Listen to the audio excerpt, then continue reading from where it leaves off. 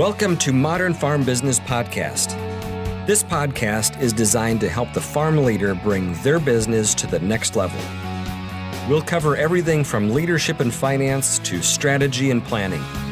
I'm your host, Dean Hefta. There's never any downtime anymore, is a common lament in agriculture. We pine for the distinct seasons of planting and harvest with a simpler pace.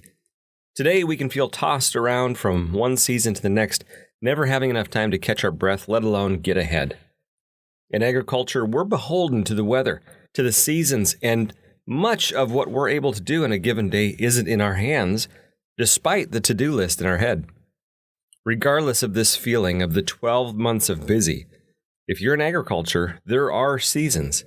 There's calving season for the cow-calf operation, there's planting for the grain farmer, and so on. What we really sense is the continual business of our lives. Every day, be it in April or January, seems to fill up with a stream of meetings, phone calls, paperwork.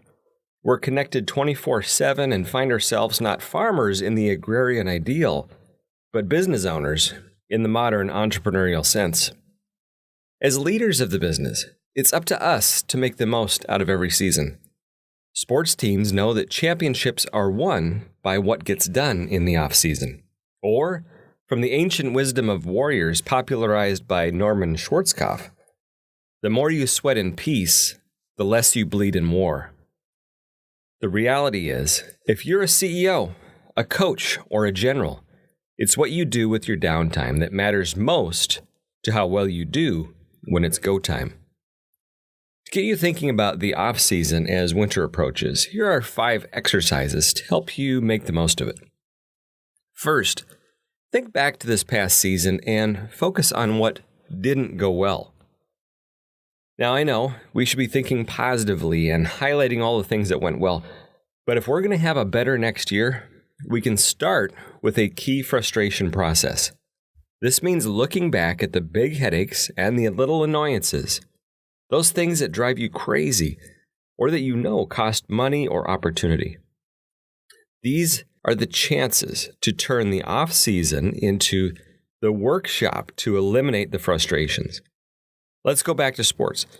Say your basketball team dropped to the bottom of the conference in free throw percentage. Definitely a frustration for any coach. These are easy points. In preparation for the off-season, this is a critical target to focus the team on and the heavy lifting of mastering their free throws. Maybe you bring in a shooting coach. Maybe it's following Kobe's lead and making 400 baskets a day. Whatever it is, you use the frustration as your focus for what to work on. Could be on your farm, there were just too many little breakdowns that could have been eliminated by better maintenance. Or you had too many part-time people that got lost, which could have been avoided by some simple cheat sheets in the trucks. Take the headache and work on the solution. Second one, I'll call radical preparation. This is about challenging yourself to prepare to a further level than you ever have before. This could be about how you plan field operations, how you script what you're going to do to take care of your landlords throughout the year, which means what you're going to do, when it's going to be done, putting it on your calendar. Maybe it's knowing that often the summer goes by and you haven't taken one trip with the family. Take the winter to get it planned, booked, and scheduled. Then everything else has to fit in around it. When you think about field operations, I have a friend who lays out every single operation on every single field for the entire year. Now you might think, why bother? It's probably just going to change. But what having the dance moves scripted ahead of time allows us to do is to actually make adjustments more easily later. So rather than wondering what I should do, you already have a plan in place. Now all you have to do is adjust it once you get new information. And this level of planning helps with ordering and scheduling and discounts and everything that goes into the entire year ahead. It's really planning the manufacturing production line that takes, really, in farming situation, several months to complete. So what's one thing that can be planned out way further in advance than you've ever done in the past? Third is recharge. Many days of the year, there just aren't enough hours to get done what needs to get done. But we can't forget we have a responsibility to take care of ourselves and of our families. Just like the flight attendant reminds us before takeoff. If the oxygen mask drops, put your own on first so you can then take care of the others around you. Now, recharge isn't just rest. For many of us, doing something different is recharging. Remember the proverb, all work and no play makes Jack a dull boy. Having diverse interests helps to mature our outlook on life and keeps things fresh. Maybe you like woodworking or playing golf. Maybe you want to challenge yourself to learn the guitar or go have a race car experience. It could be a memorable family trip. These pursuits can lead us to meet new people and to stretch our minds and our abilities. They give us something different to look forward to and certainly make us more interesting. Fourth is sharpening your skills. The farm can't get better than we are as leaders. And that means we need to keep getting better every day.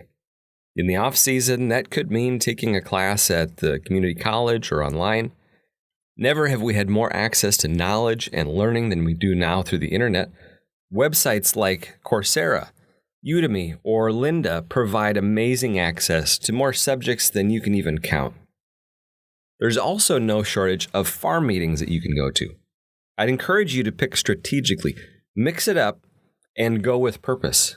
Have some sort of objective of why you want to go to that particular meeting. In addition, find a non-farm meeting that you can attend, something where you will hear different subjects and new speakers than if you just stay inside the industry. So, look at your business. What knowledge or skills might be holding it back? Then look for how you might develop in those areas, whether it's with a mentor, an online class, or going to a seminar. And finally, there is no off-season, only different seasons. The meaning and purpose of these seasons is up to us. Do we look at them as hyphens in between the real work of farming? Or see that the business of farming has all kinds of seasons necessary for success? No longer should we look at the busy season and the slow season. Reality is there's probably 6, 10, maybe 15 seasons on your farm. My challenge for you is to define them. Give them a goal. Focus your energy on them and define their purpose. Weave them into your planning and your communication with your team and your family. I hope as we approach this next season, you take stock in both our blessings and our challenges. Look for what you can do next to grow your leadership and seek out how you can strengthen your team. Thank you for joining me today, and thank you to Water Street Solutions for making this program possible. Learn more about how they're helping farms sharpen their skills by calling them at 866-249-2528 or find them online at waterstreetconsulting.com. I look forward to seeing you again next week.